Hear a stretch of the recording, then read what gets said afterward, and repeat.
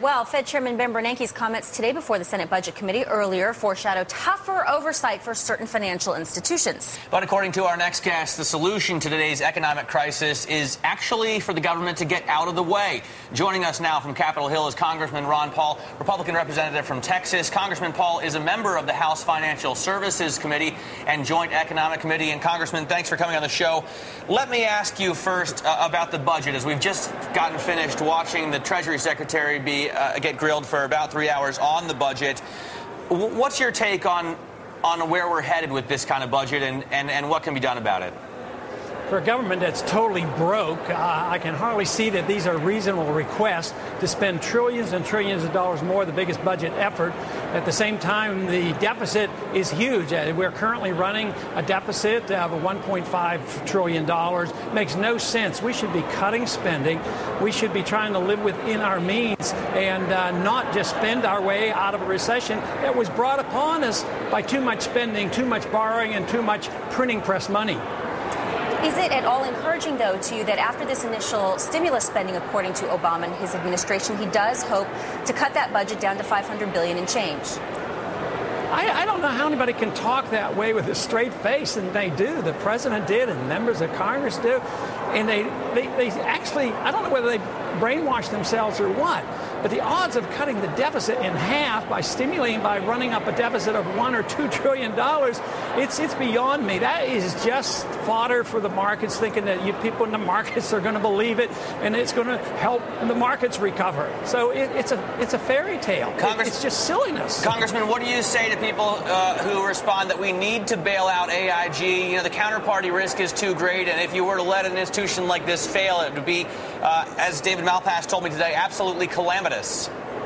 Well, I think they're wrong. I think that there would be problems, but they're making the problems that much worse. I think it's immoral. Why take money from productive people who save money and give it to people who are non-productive? It's unconstitutional. There's no authority for us to transfer wealth like this. And besides, it's totally impractical. It won't do any good whatsoever. And it means that more deficits and more pressure on the Fed to create more money, that's where our problem is. Though Bernanke was furious when asked about the AIG situation, does that perhaps set a precedence that we won't see something like this happen? Well, let's hope so. Maybe there will be finally something that Bernanke and I can agree on. But no, I think it's going to continue. The pressure is so strong. Politicians and bureaucrats and central bankers cannot take their hands off. They feel compelled to do something, even though doing less would be a lot better. We should lower taxes, lower spending, and get out of the way. We have too many houses, and the housing prices got too high. The correction is lower the prices of housing and don't stimulate housing. But they're doing the opposite. They want to keep the prices high and interfere with contracts and bail out the weak borrowers. And you can't find a solution that way. That's why the markets don't react positively. They know a lot more than the politicians do and the central bankers. We in politics and those in the central bank pretend that we know, but we can't know, and that's why the market is rejecting our proposals. Although the voters may reject you if you don't save them from losing their houses and losing their jobs, isn't that a concern? Well, it is, but I understand it's only about 8% of the people that might lose their houses. And besides, the money so far, the trillions of dollars that we've invested, hasn't helped those people yet, and they don't trust that it will.